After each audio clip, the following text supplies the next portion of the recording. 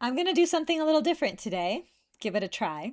Instead of telling you what the market is doing and hoping you'll figure out what to do with that information, I am going to paint two very honest pictures for you and let you decide which one you or your clients are living in.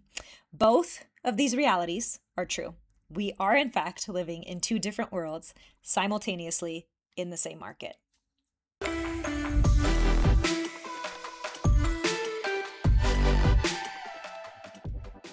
First, let's talk about the data this week. The jobs picture has been further complicated. ADP reported that private sector employers added only 44,000 jobs in July, the weakest number we've seen all year and below every single estimate in the Bloomberg survey. The prior month was also revised down. Virtually all of the gains came from healthcare, and goods producing industries actually lost jobs. Wednesday's ADP number was soft. This morning's BLS number didn't just confirm soft, it went negative. The US economy actually shed 23,000 jobs, non-payroll, non-farm payroll jobs in July, against expectations of gains between 83,000 and 95,000, depending on which survey you read. Here is the nuance worth noting, though. The unemployment rate actually ticked down to 4.1% from 4.2%, and the average hourly earnings rose 3.2% year over year, both relatively healthy findings.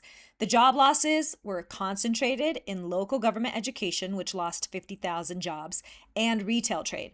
Healthcare added 22,000 jobs, so this is not a broad-based labor market collapse. It is specific, concentrated softening in certain industries, while services and healthcare seem to hold strong. What does this mean for interest rates?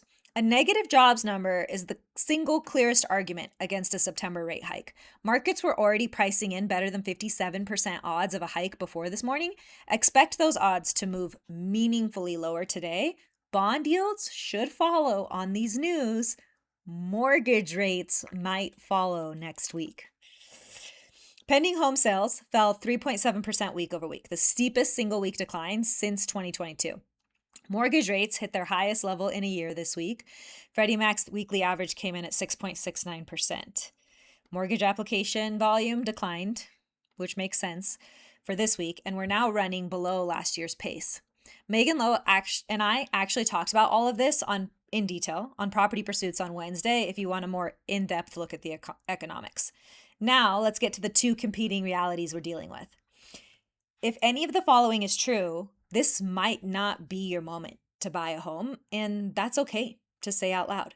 If your job feels uncertain, the ADP number this week told us something important. The labor market is softening. Hiring slowed for the fourth straight week heading into July. The 3-month average fell to its lowest level since April.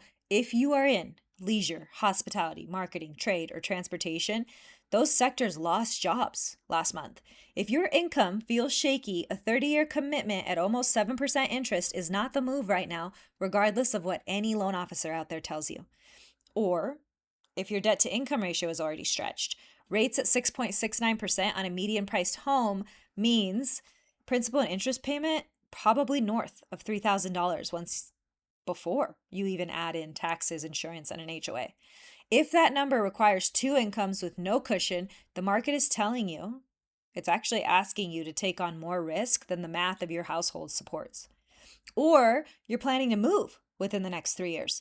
The break even on buying versus renting requires time. In a market where prices are stabilizing rather than accelerating, the equity you build in 2 or 3 years may not cover your cost to sell. Real estate is a long game, always has been. So if your timeline is short, renting is not failure. Now, if you would be keeping that home and renting it out after you moved out, that's a whole nother story. But if you need to sell within 3 years, I don't know if now's the right time for you personally to buy. The last reason not to buy right now, you're doing this out of emotions. If the primary reason you want to buy right now is fear of missing out or fear of not keeping up appearances, your decision requires more soul searching. Mortgage rates are down more than half a point since the end of last May, but we're still in a very volatile environment where July inflation comes out in August and could push rates back up higher. Buying from fear in a volatile market where job stability is threatened, that's a little too many layers of risk for me personally. Now, picture two. This market might be right for you. If this sounds like your story, then the data is on your side. Listen here. If your job is stable and your income is growing, pay for job changers accelerated 7% in July. Pay for job stayers held at 4.4%. If you are employed, if you are earning well, and your income is not contingent on the sectors that lost jobs last month, your personal economy is strong enough to absorb the rate environment. The national labor market softening does not mean your specific industry or your job is in trouble. You have been pre-approved and your payment works without a miracle.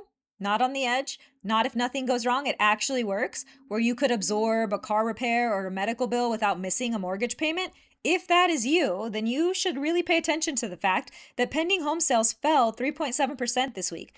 That is actually good news for you. Less competition, more negotiating leverage. Sellers who have been sitting since spring are getting more motivated every single week. If you're planning to stay for at least 5 years, this is your market.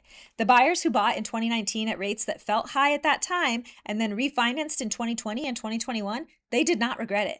The buyers who buy at 6.69% today and refinance when this war ends and oil comes back down and spreads normalize will likely tell a very similar story in 2028 or 2029.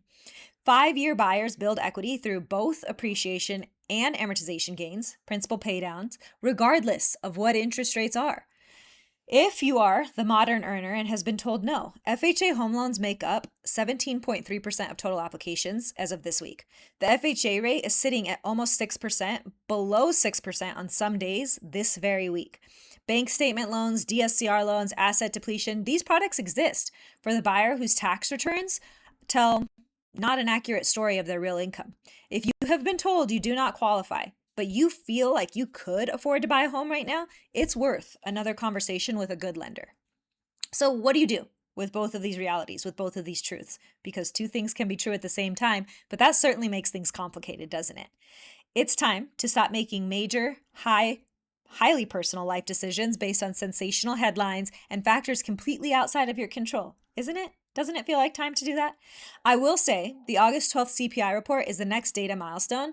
July inflation is almost certainly going to be messier than June because oil prices surge back above $100. If you are a buyer waiting for rates to improve before you act, that report is going to test your patience and your entire strategy. If you are a buyer whose personal economy is strong enough to move right now, the sellers who've been trapped since before the war sucked all the air out of the housing market, they are very motivated. So, what to do if you're a buyer and what to do if you're a seller. For buyers, new construction is the play. Builder sentiment is at historic lows, and 63% of builders nationwide are offering incentives right now. The median new home price dropped below the median resale price for only the second or third time in decades. Builders are motivated in a way that they will not be when interest rates come down and your competition floods back into the market. The move this week is to have your agent identify active builder communities in your target area and ask specifically about rate buydowns, price cuts, closing cost credits. A builder buydown can get you a payment that feels like a 5% rate without you having to wait for interest rates to actually get to 5%. And if you're in the Reno market, I have something very cool, almost unbelievable to put on your radar. Alpine Vista is a brand new townhome community at 550 California Avenue. That is correct, in the 89509 zip code. One of the most desirable zip codes in Reno, being built by Desert Wind Homes. 145 attainable for-sale homes. Here's what makes this genuinely exciting, though. The Nevada Housing Division just launched the Alpine Vista Advantage program for this community specifically.